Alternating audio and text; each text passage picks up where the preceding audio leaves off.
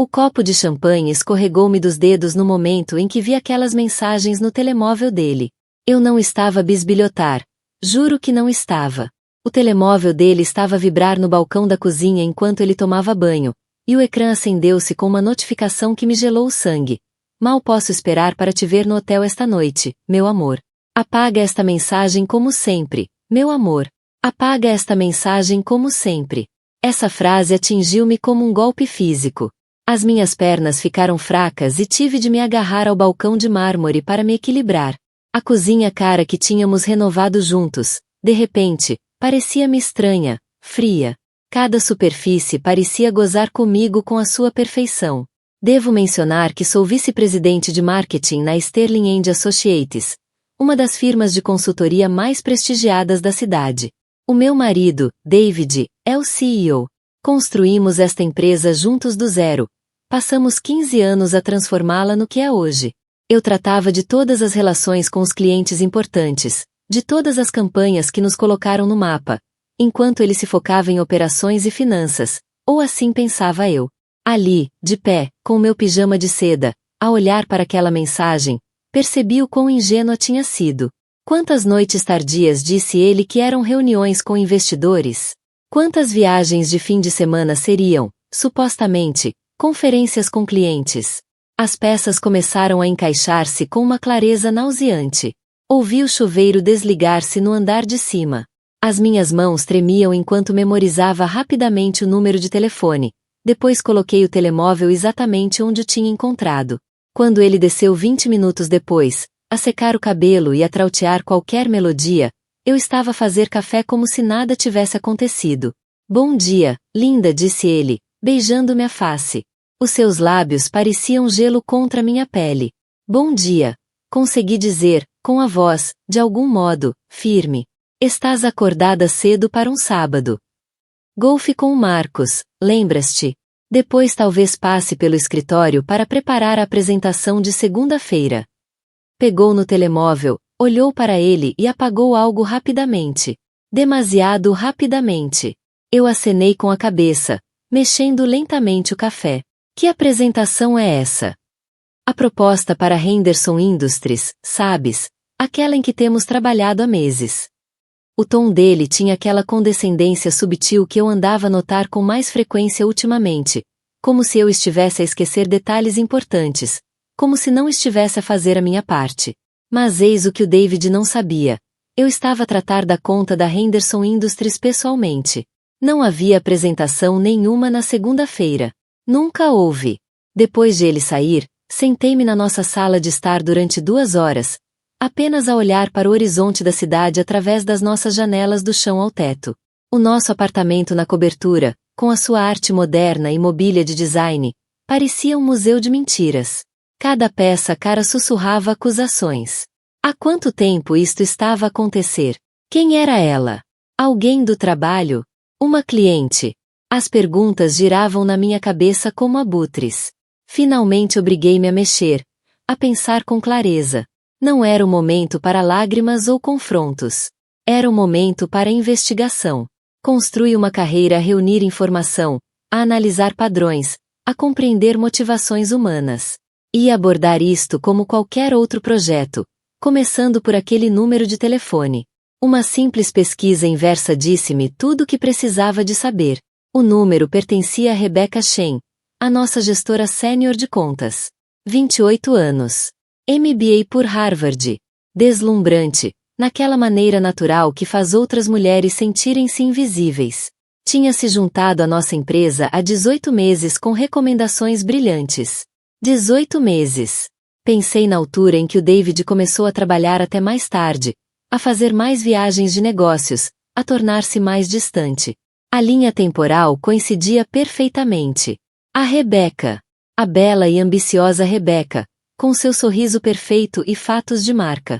A Rebecca, que se oferecia sempre para projetos que exigiam viagens. A Rebecca, que de alguma forma acabava sempre em reuniões com o David, mesmo quando a sua especialização não era relevante. Lembrei-me dela na festa de Natal da empresa no ano passado, de como se ria de todas as piadas do David, de como a mão dela ficava mais tempo do que devia no braço dele quando falavam. Senti uma picada de algo. Então, não era bem ciúme, mas como intuição. Mas ignorei. Confiava no meu marido. Confiava no nosso casamento. Que tola eu tinha sido. A manhã estendeu-se pela tarde enquanto eu reunia mais provas. Os extratos do cartão de crédito mostravam despesas em restaurantes onde nunca tinha estado, hotéis em cidades onde o David dizia estar sozinho em negócios. As redes sociais dele, que eu nunca tinha examinado antes, revelavam padrões subtis. Fotos de conferências onde a Rebecca também estava presente, embora nunca no mesmo enquadramento. Eram cuidadosos. Profissionais. Isto não era um caso impulsivo nascido da paixão. Era calculado. Estratégico. Estavam a jogar a longo prazo, e eu era o obstáculo que estavam lentamente a contornar. Ao fim do dia, quando David voltou para casa a cheirar vagamente a perfume, que não era o meu, já tinha tomado a minha decisão. Sentei-me em frente a ele ao jantar, a vê-lo cortar o bife com movimentos precisos, a ouvi-lo falar sobre o jogo de golfe com Marcos. Um amigo que, como vinha a descobrir, tinha estado na Europa toda semana. Como está a correr a apresentação para Henderson? Perguntei casualmente. Ele hesitou com a comida ainda na boca. Bem. Mesmo bem. Acho que vamos arrasar. Que ótimo. Deveria rever os materiais antes de segunda-feira, não achas? Como vice-presidente de marketing. Outra pausa. Claro, envio-te amanhã. Mas ambos sabíamos que não o faria. Tal como ambos sabíamos que não havia apresentação nenhuma. As mentiras tinham se tornado tão rotineiras para ele que já se esquecera de que fui eu que criei metade das relações com os nossos clientes. Nessa noite, enquanto David dormia ao meu lado, fiquei a olhar para o teto e fiz uma promessa a mim mesma. Eles achavam-se tão espertos, tão discretos. Achavam que eu era apenas a esposa devotada que olhava para o lado, que se focava no trabalho enquanto David tomava as decisões importantes. Não faziam ideia do que tinham desencadeado. Porque aqui está o que nenhum dos dois sabia. Eu não tinha sido apenas VP de marketing nos últimos 15 anos. Eu tinha documentado tudo. Cada interação com clientes. Cada decisão financeira. Cada movimento estratégico que construiu a nossa empresa. Tinha registros que eles já nem se lembravam que existiam. E dentro de 3 semanas, no nosso gala anual da empresa, ia mostrar-lhes exatamente o que acontece quando subestimam a mulher que construiu o vosso sucesso. Os dias seguintes foram uma tortura disfarçada de normalidade. O David continuava a encenação com uma atuação digna de um Oscar. Dava-me um beijo de despedida todas as manhãs. Dizia que me amava. Até trouxe flores na terça-feira. Rosas brancas, as minhas supostas favoritas. Exceto que as minhas favoritas sempre foram peônias. A Rebecca, pelos vistos, preferia rosas. Sei disto porque comecei a observar. Não de forma obsessiva ou perturbadora. Sou empresária, não detetive. Mas os padrões revelam-se quando sabemos o que procurar. E o David sempre foi descuidado com os detalhes. Na quarta-feira de manhã, cheguei cedo ao escritório e apanhei o elevador até o piso executivo. O nosso edifício tem gabinetes de vidro. Ideia do David, algo sobre transparência e liderança. A ironia não me escapou enquanto observava através das paredes de vidro, inclinado sobre a secretária da Rebecca, com a mão pousada na parte inferior das costas dela. Já nem tentavam esconder. Ou talvez nunca tivessem escondido. E eu é que tinha sido demasiado confiada para ver. Bom dia, Sr. Sterling, disse a Rebecca quando me viu a observá-los. O sorriso dela era perfeito. Caloroso. Profissional. Completamente inocente. O David estava apenas a rever os meus relatórios trimestrais. Claro que sim, respondi suavemente. Esses relatórios são mesmo importantes. Devia dar-lhes uma vista de olhos. O lampejo de pânico nos olhos dela durou talvez meio segundo, mas eu apanhei-o. A mão do David largou as costas dela como se tivesse queimado. Na verdade, ainda estão em rascunho, disse ele rapidamente. Provavelmente melhor esperares até estarem finalizados. Desde quando é que escondemos rascunhos um do outro? Mantive a voz leve, curiosa em vez de acusatória. Sempre partilhamos tudo nesta empresa. Transparência, lembras-te? O maxilar do David ficou tenso. Claro. Só quis dizer. Eu entendo exatamente o que quiseste dizer. As palavras saíram mais afiadas do que eu pretendia, e um silêncio desconfortável instalou-se entre nós. A Rebeca ocupou-se de papéis na secretária, de repente muito interessada numa pasta. O David limpou a garganta e sugeriu que discutíssemos o assunto no gabinete dele mais tarde. Sorri e concordei, depois fui até o meu próprio gabinete e fechei a porta. O problema com paredes de vidro é que funcionam nos dois sentidos. Se eu os conseguia ver, eles também me viam. E eu precisava de privacidade para o que estava prestes a fazer. Peguei no meu portátil pessoal e comecei a cavar mais fundo. Cartões de crédito corporativos. Despesas de viagem. Orçamentos de entretenimento para clientes. Tudo que antes confiara ao David sem supervisão. O que encontrei deu-me volta ao estômago. Jantares caros para dois em restaurantes que nunca tinha ouvido falar. Suítes de hotel em cidades onde a nossa empresa não tinha clientes. Compras de joias que nunca chegaram até mim. O padrão de gastos contava uma história de engano sistemático financiado pelo sucesso da nossa empresa em conjunto. Mas a traição financeira empalidecia perante o que descobri a seguir. Escondidas nos relatórios de despesas de viagem do David estavam reuniões com potenciais compradores, não clientes, compradores. Pessoas interessadas em adquirir a Sterling & Associates. O David andava meses a tentar vender a nossa empresa, a negociar nas minhas costas, a preparar-se para vender o negócio que eu ajudei a construir do zero. Os e-mails que encontrei na conta de empresa que ele raramente usava foram devastadores. Discussões sobre eliminar cargos executivos redundantes após a aquisição, conversas sobre simplificar a estrutura de gestão, linguagem corporativa para despachar a esposa, manter a amante. Eles não estavam apenas a ter um caso. Estavam a planear apagar-me por completo. Imprimi tudo, com as mãos a tremer de raiva. 15 anos de casamento. 15 anos a construir algo juntos. E ele estava pronto para deitar tudo fora por uma mulher jovem o suficiente para ser sua filha, ao mesmo tempo que destruía minha carreira e segurança financeira. Nessa noite, o David voltou a chegar tarde. Mais um jantar com clientes, que eu agora sabia ter sido um encontro romântico com a Rebeca. Como correu o teu dia?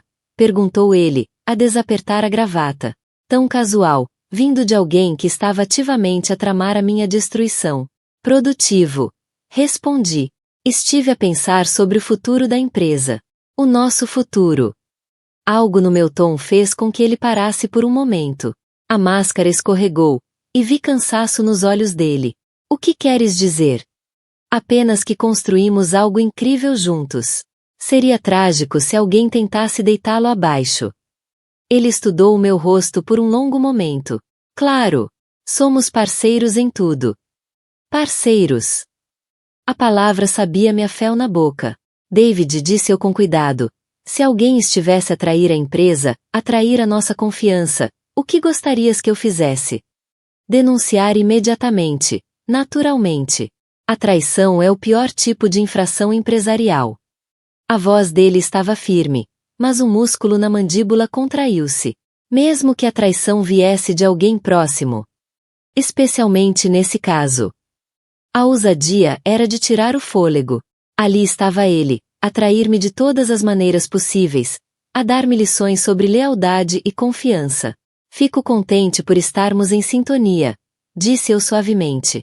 Nos dias que se seguiram, observei a relação deles com novos olhos, os olhares trocados nas salas de reuniões, o hábito da Rebeca de ficar até mais tarde nos mesmos dias em que o David fazia horas extra, a forma como ela tocava no braço dele durante apresentações, um instante demasiado longo para ser profissional. Os nossos empregados também já tinham começado a notar. Apanhei conversas sussurradas que paravam quando eu entrava nas salas, olhares solidários de colegas que achavam que eu era alheia ao que todos os outros viam. A humilhação era quase pior do que a traição. Tinha me tornado nessa mulher, a esposa ingênua, a última a saber, o alvo de pena no local de trabalho. Mas subestimaram-me. Viram o que esperavam ver, uma esposa dedicada, em negação, demasiado confortável para abalar o barco. Não faziam ideia de que eu estava a documentar cada reunião, cada relatório de despesas, cada documento legal que importaria quando tudo isto viesse abaixo. Porque ia cair. Eu ia garantir que sim. O gala anual da empresa era dentro de 10 dias, o nosso maior evento do ano, a celebrar o sucesso e a reconhecer os melhores colaboradores. O David, tradicionalmente, fazia um discurso sobre os valores da empresa: integridade, lealdade, parceria. A ironia ia ser deliciosa. Mas primeiro, precisava de garantir que a Rebecca estaria presente para testemunhar a sua queda, ao lado do David. E eu sabia exatamente como garantir isso. A beleza de conhecer a agenda do teu inimigo é que podes estar sempre 3 passos à frente. Eu sabia que o David e a Rebecca se encontravam todas as terças-feiras no Meridian Hotel, no centro da cidade. Não para negócios, para o que quer que chamassem aquele arranjo patético. Também sabia que usavam sempre o elevador de serviço para evitarem ser vistos juntos no átrio principal.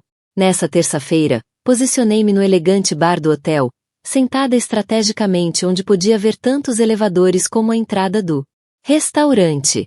Não estava lá para os confrontar. Estava lá para aprender. Às 18h47 em ponto, a Rebecca saiu do elevador de serviço, o cabelo ligeiramente despenteado, a blusa amarrotada de uma forma que me disse tudo o que precisava de saber. O David saiu 30 segundos depois, a ajustar a gravata com a expressão satisfeita de um homem que achava que estava a escapar-se com um crime. Eles não me viram. Nunca me procuraram, porque eu era apenas a esposa aborrecida que ficava em casa com seus livros e o seu vinho. Como estavam enganados. Segui-os até ao restaurante, sentando-me 2 seções mais atrás, com uma linha de visão perfeita. O que testemunhei nas 2 horas seguintes foi, em partes iguais, fascinante e nauseante. Eles não eram apenas amantes. Eram conspiradores. A Rebecca tirou uma pasta com documentos da empresa que reconheci imediatamente. Listas de clientes, projeções financeiras, planos estratégicos. Informação a qual ela não tinha qualquer direito de aceder, muito menos de partilhar fora do escritório. O grupo Blackstone aumentou a oferta em 12%, sussurrou ela, deslizando os papéis pela mesa. Estão dispostos a acelerar a diligência se conseguirmos fornecer mais dados sobre retenção de clientes. O David acenou com a cabeça, a estudar os documentos. E o cronograma de transição? 6 meses no máximo. Querem uma nova estrutura de gestão. O sorriso da Rebecca era predador. Sem complicações. Sem redundâncias.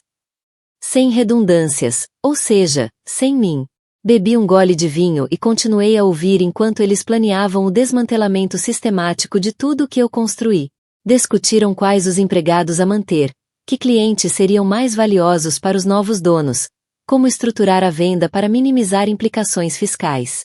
Estavam a vender o trabalho de uma vida como se fosse apenas mobiliário de escritório. Mas o que eles não sabiam é que eu me preparava para esta possibilidade há mais tempo do que eles andavam a planear a traição. Quando David e eu criamos a Sterling & Associates, insisti em proteções legais específicas. Chama-se intuição. Ou talvez senso empresarial. Já tinha visto demasiadas mulheres serem afastadas das empresas que ajudaram a construir. Fiz questão de incluir na estrutura corporativa cláusulas de salvaguarda que eles aparentemente se esqueceram. Como a cláusula que exige aprovação executiva unânime para qualquer venda ou reestruturação. Como a provisão que dá a qualquer um dos sócios fundadores poder de veto sobre decisões de pessoal. Como a estipulação de que qualquer tentativa de remover um executivo fundador sem justa causa desencadeia uma auditoria imediata às finanças e decisões da empresa. O David assinou esses documentos há 15 anos sem os ler com atenção. Estava demasiado entusiasmado com o sonho de criarmos o nosso próprio negócio. Demasiado confiante nas precauções legais paranoicas da sua esposa amorosa. Agora, essas precauções iam salvar-me. Essa noite, sentei-me no meu escritório e delineei a minha estratégia. Isto não era apenas sobre travar a traição deles. Era sobre garantir que enfrentassem consequências à altura da sua desonestidade. Primeiro, contactei o Marcos, o suposto parceiro de golfe do David. Acontece que o Marcos estava em Londres há 3 semanas, completamente alheio ao facto de o David usar o seu nome como álibi. O Marcos ficou furioso, era amigo do David há 20 anos, e ser usado como encobrimento involuntário para um caso extraconjugal não lhe caiu nada bem. "O que precisas de mim?" perguntou ele, depois de eu explicar a situação. "Apenas honestidade", Respondi. Quando chegar o momento, preciso que digas às pessoas exatamente onde estiveste estas últimas semanas. O Marcos concordou de imediato. O David sempre foi arrogante, mas isto é nojento. Tu mereces melhor. Depois, contactei o nosso departamento de IT, especificamente o Tom, o nosso chefe de cibersegurança. O Tom sempre foi mais leal a mim do que ao David. Fui eu quem recomendou a sua promoção. Fui eu que lutei pelos seus aumentos salariais. Preciso de perceber as nossas políticas de retenção de e-mails, disse-lhe durante um café informal.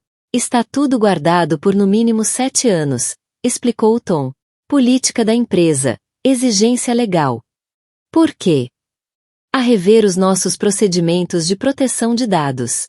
Sabes como sou minuciosa. O Tom sorriu. Uma das tuas melhores qualidades. Não te preocupes. Se alguém precisar de recuperar e-mails ou documentos antigos, temos arquivos completos. Perfeito. A terceira parte do meu plano envolvia a própria Rebeca. Ela tinha sido nomeada para o prêmio Rising Star no nosso próximo gala. Uma honra que exigia uma apresentação sobre as suas contribuições para o sucesso da empresa. Fiz questão que a nomeação dela passasse. Na verdade, defendi-a pessoalmente na reunião do comitê de seleção. A Rebeca demonstrou uma iniciativa notável este ano, disse ao comitê. Merece reconhecimento pelas suas contribuições únicas para a eficácia da nossa equipe executiva. O David pareceu surpreendido, mas satisfeito. A Rebeca corou, encantada, e agradeceu-me pelo apoio. Nenhum dos dois questionou por que razão eu estava a ser tão generosa com alguém que supostamente não suspeitava de nada. O elemento final era o mais crucial, e o mais satisfatório, de organizar. O nosso gala anual incluía sempre uma apresentação multimédia com os feitos da empresa, testemunhos de clientes e destaques dos funcionários. Como VP de marketing, era tradicionalmente eu a supervisionar a parte audiovisual. Este ano, tomei controle pessoal de cada detalhe técnico. Quero tudo perfeito, disse a equipa de AV. Esta apresentação representa os valores e integridade da nossa empresa. Sem erros. Sem atalhos. A equipa acenou com entusiasmo. Conheciam a minha reputação por excelência e atenção ao detalhe. O que não sabiam era que eu estava a preparar materiais adicionais. Materiais que iam destacar as contribuições únicas do David e da Rebeca para a empresa, de formas que eles nunca esperavam. As capturas de ecrã das mensagens. Os recibos dos jantares românticos. Os registros financeiros que mostravam desvio de fundos da empresa. As cadeias de e-mails a discutir negociações secretas de venda. Tudo seria exibido em alta definição, em múltiplos ecrãs, visíveis para os nossos 200 clientes, empregados e parceiros de negócio mais importantes. A beleza do meu plano estava na sua simplicidade. Não estava a infringir nenhuma lei. Não estava a sabotar a empresa. Estava simplesmente a partilhar informação factual sobre como a nossa equipe executiva andava a conduzir os negócios. Se o David e a Rebeca se orgulhavam da sua relação e do seu planeamento estratégico, deveriam ficar encantados por vê-lo reconhecido publicamente. 3 dias antes do gala, a Rebeca passou pelo meu gabinete com um sorriso nervoso. Estou tão entusiasmada com sábado à noite, disse ela. Sinto que vai ser mesmo uma celebração de tudo o que conseguimos este ano. Ah, vai ser absolutamente isso, garanti-lhe. Tenho a sensação de que este gala vai ser lembrado durante muitos anos. Ela saiu satisfeita e confiante. Pobre Rebeca. Ela não fazia ideia do quão certa estava. A Rebeca não está deslumbrante? O David comentou, a observar enquanto ela encantava os presentes. Absolutamente radiante. Está realmente a brilhar ultimamente. O sucesso assenta-lhe bem, concordei. A primeira hora decorreu exatamente como planeado. Cocktails, networking, o convívio corporativo habitual que se tornará segunda natureza para mim ao longo dos anos. Desempenhei o meu papel na perfeição. A anfitriã graciosa, a esposa prestável, a executiva respeitada. Vários clientes elogiaram a organização da noite. Este é o vosso melhor gala até agora, disse-me a Margaret Thornton, da Apex Industries. Estou ansiosa pela apresentação. Ouvi dizer que preparaste algo mesmo especial este ano. Nem imaginas, respondi com um sorriso que provavelmente pareceu mais predador do que eu queria. Às 20h30, foi servido o jantar. O David fez o seu discurso tradicional de boas-vindas, falando sobre integridade, parceria e os valores que tornavam a Sterling & Associates especial. A ironia era tão espessa que se podia cortar com uma faca. Sempre acreditamos que a confiança é a base de qualquer relação de sucesso, disse ele, com a voz a ecoar pelo salão. Seja com os nossos clientes, os nossos parceiros ou os nossos colegas. A honestidade e a lealdade é o que nos distingue. A ovação foi estrondosa. Bati palmas como todos os outros. Até me levantei para aplaudir. O David apanhou o meu olhar e piscou-me o olho, claramente satisfeito com a sua performance. O discurso da Rebecca, ao aceitar o prêmio Rising Star, foi igualmente divertido. Falou sobre aprender com mentores experientes, sobre a importância da dedicação e da discrição nas relações com clientes, sobre o seu compromisso com o sucesso contínuo da empresa. Tive uma sorte incrível em trabalhar de perto com a nossa equipe executiva, disse ela, com o olhar a demorar-se no David. A sua orientação tem sido íntima e transformadora. Mais aplausos. Mais sorrisos cúmplices entre ela e o David. Mais sinais óbvios que metade da sala já tinha provavelmente percebido. Às 21h15, pedi licença para verificar os preparativos da apresentação. A equipa de AV estava pronta, os ecrãs estavam posicionados na perfeição, e os meus materiais especiais estavam carregados e testados. Tudo parece perfeito, disse ao Tom, o nosso diretor de IT. Quando eu der o sinal, começa a apresentação exatamente como ensaiamos. Combinado. Vai ser um espetáculo do caraças, respondeu ele, sem fazer ideia. Voltei ao salão exatamente quando serviam a sobremesa. O David levantou-se para apresentar a tradicional apresentação multimédia da noite. A nossa celebração anual de conquistas e destaques da empresa. Senhoras e senhores, é um prazer apresentar um olhar sobre os sucessos notáveis deste ano e as pessoas que os tornaram possíveis. As luzes apagaram-se. Os ecrãs acenderam com o logotipo da empresa. Música suave começou a tocar enquanto imagens dos nossos escritórios, da nossa equipa, das nossas conquistas preenchiam os ecrãs. Durante os primeiros 10 minutos, tudo decorreu normalmente. Testemunhos de clientes, destaques de projetos, reconhecimento de colaboradores. O público assistia com interesse cortês, os copos de vinho a brilhar com a luz refletida dos ecrãs. Depois veio a sessão que intitulei Liderança Executiva em Ação. A primeira imagem mostrava o David e a Rebecca no elevador do hotel. A mão dele na cintura dela. A cabeça dela encostada ao ombro dele. O carimbo de data e hora mostrava claramente que era durante o horário de expediente, numa terça-feira à tarde.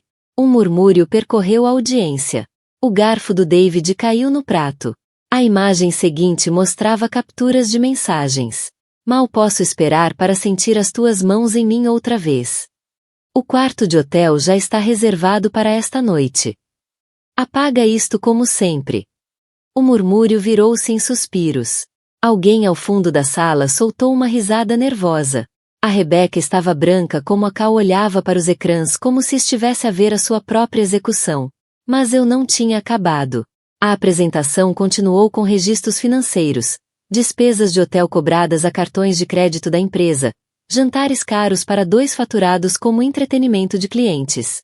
Exceto que as câmaras de segurança do restaurante mostravam apenas o David e a Rebecca darem sobremesa um ao outro como adolescentes. Depois veio a traição empresarial, provas de e-mails sobre a venda da empresa, discussões sobre eliminar executivos redundantes, acesso não autorizado da Rebecca a informações confidenciais de clientes. O salão estava completamente em silêncio agora, exceto pelo zumbido dos projetores. 200 das pessoas mais influentes do nosso setor estavam a ver o meu marido e a sua amante serem expostos em tempo real. O David finalmente encontrou a voz. Desliga isso, sibilou para mim. Desliga isso agora mesmo. Mas querido, respondi docemente, autossuficiente para as mesas próximas ouvirem, sempre disseste que a transparência era nossa maior força. A última sessão da apresentação foi a minha favorita. Imagens de segurança do escritório a mostrar a Rebecca a entrar na suíte do David depois do expediente. Gravações de chamadas telefônicas a discutir o cronograma da venda. Registros bancários a mostrar que o David já tinha transferido fundos significativos para contas às quais eu não tinha acesso.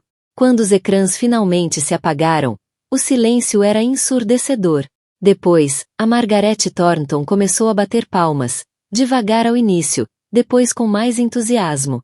Apresentação brilhante, disse ela, com a voz a ecoar pela sala atônita. Absolutamente brilhante. Outros clientes juntaram-se.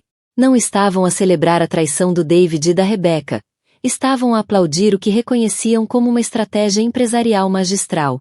Eu acabará de demonstrar exatamente quão minuciosa, estratégica e absolutamente implacável conseguia ser para proteger o que era meu. O David empurrou a cadeira com tanta força que ela caiu ao chão. A Rebecca chorava, o rímel a escorrer-lhe em linhas negras pelo rosto. Vais pagar por isto, rosnou o David, agarrando no casaco. Na verdade, disse eu, erguendo-me com elegância e ajustando os brincos da minha avó, acho que vais descobrir que és tu quem vai pagar por tudo. Porque aqui está o que o David se esqueceu, na sua arrogância. Eu ainda detinha 51% da Sterling and Associates. E, a partir daquela noite, era a única autoridade executiva. 6 meses depois, sentava-me no meu novo gabinete de canto, redesenhado, a rever os relatórios trimestrais que mostravam que a Sterling and Associates não só sobreviveu ao escândalo, como prosperou por causa dele. Aparentemente, demonstrar publicamente o teu compromisso com a integridade, mesmo que implique destruir o teu próprio marido, é excelente para os negócios. Na manhã seguinte ao gala, o meu telemóvel não parou de tocar. Clientes que assistiram à humilhação do David ligavam para expressar a sua admiração pela forma como lidei com a situação. Isso exigiu verdadeira coragem, disse-me a Margaret Thornton. E, francamente, é exatamente o tipo de liderança com que queremos trabalhar. Novos negócios começaram a surgir. Empresas que antes hesitavam em trabalhar conosco passaram a ver a Sterling and Associates como novo padrão de responsabilidade corporativa. A minha reputação pessoal, como alguém disposta a sacrificar tudo por princípio, tornou-se o nosso maior trunfo de marketing. O David e a Rebecca não tiveram a mesma sorte. O grupo Blackstone retirou a sua proposta de aquisição em menos de 48 horas. Dadas as recentes revelações sobre a integridade da gestão, explicava a carta formal do representante, já não consideramos a Sterling and Associates um alvo de aquisição adequado sob a liderança atual. Claro que não. Tinham estado a negociar diretamente com o David, confiando nas promessas dele de uma transição tranquila e uma estrutura corporativa limpa. Descobrirem que ele andava a desviar fundos da empresa e a conduzir negociações de venda não autorizadas fez com que questionassem tudo sobre o negócio. O David tentou lutar contra o divórcio, claro. Contratou advogados caros. E alegou que eu tinha prejudicado injustamente a sua reputação. Mas é difícil argumentar difamação quando as provas estão documentadas nos registros da empresa, nas filmagens de segurança e nas próprias mensagens dele. A sua equipa jurídica acabou por aconselhá-lo a chegar a um acordo discreto. O acordo pré-nupcial que assinamos há 15 anos, mais uma das minhas precauções paranoicas, garantia que o adultério dele anulava qualquer direito aos meus bens empresariais. Ele ficou com a casa. Eu fiquei com a empresa. A carreira da Rebecca terminou ainda mais rapidamente do que a do David. As notícias correm depressa no nosso setor. E a mulher que dormiu com o chefe enquanto roubava informações de clientes não é propriamente uma referência profissional procurada. O perfil dela no LinkedIn agora diz que está à procura de novas oportunidades em gestão de retalho. Quase tive pena dela. Quase. Mas, na maioria, senti-me liberta. A empresa era minha agora. Completamente e sem ambiguidades. Promovi o tom a diretor de informação e dei aumentos substanciais aos colaboradores que se mantiveram leais durante a transição. Éramos mais pequenos do que antes, mas mais fortes. Mais importante ainda, eu estava mais forte. A mulher que há 6 meses estivera na cozinha, com as mãos a tremer ao ler a traição do marido, parecia-me agora uma estranha. Essa mulher estava disposta a aceitar mentiras, a ignorar a sua intuição, a dar prioridade à paz em vez da verdade. Esta mulher, a que se sentava no gabinete de canto com vista para toda a cidade, nunca mais cometeria esse erro. O meu telemóvel vibrou com uma mensagem. Por um segundo, o meu coração acelerou. Traumas antigos demoram a morrer, mas era apenas o Marcos, o ex-amigo do David, que se tornará um dos meus aliados mais fortes. Vi o artigo da Forbes sobre o crescimento da empresa. Parabéns! Bebidas hoje para celebrar. Sorri e respondi. Com certeza. Eu levo champanhe. O artigo da Forbes tinha sido a cereja no topo de uma vitória já doce. Da traição ao triunfo. Como uma executiva transformou devastação pessoal em excelência profissional. A jornalista focou-se no meu pensamento estratégico, nas minhas competências de gestão de crise, na forma como transformei um escândalo potencialmente destrutivo numa vitrine de liderança e força. Tornei-me quase uma lenda no meio empresarial. A mulher que destruiu o marido infiel no próprio gala da empresa. A executiva que escolheu o princípio em vez do conforto, a verdade em vez da negação. Começaram a chover convites para conferências de liderança, escolas de negócios, organizações profissionais femininas. Toda a gente queria saber como fiz. Como encontrei coragem para arrebentar com a minha própria vida de forma tão espetacular. A resposta era mais simples do que esperavam. Finalmente percebi que a minha vida valia a pena ser defendida. Nessa noite, ao caminhar pelo escritório depois de todos terem ido embora, parei na sala de reuniões onde tínhamos tido tantas reuniões com o David e a Rebecca. A sala onde provavelmente riram de mim, onde acharam que seria fácil afastar-me quando chegasse o momento. O espaço parecia diferente agora. Mais iluminado, de alguma forma. As paredes de vidro que antes me pareciam barreiras agora pareciam símbolos da transparência que sempre insisti em manter. Pensei naquela noite no gala. No momento em que me levantei e dei o golpe de misericórdia que acabou com a farsa deles para sempre. Os aplausos que se seguiram não foram pela destruição do meu casamento. Foram pelo reconhecimento de alguém que finalmente tomou as rédeas da sua própria história. Hoje em dia, as pessoas perguntam-me se me arrependo do que fiz, se gostaria de ter lidado com tudo em silêncio, em privado, sem o espetáculo público. A minha resposta é sempre a mesma. O único arrependimento que tenho é não ter percebido tudo mais cedo.